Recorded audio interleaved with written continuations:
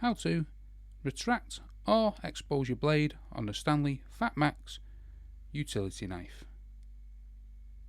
So first let's open it up. Now if you want to expose the blade, you have to press this button here and slide it forward like this, and that will expose your blade, and then you'll be able to go on about using your FATMAX utility knife. Now if you want to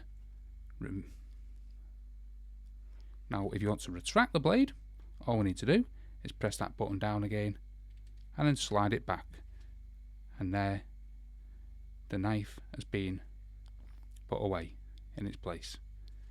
If you want to know how to change the blade, check out this video here. However, hopefully that helps you out how to retract or expose the Stanley FATMAX utility knife blade.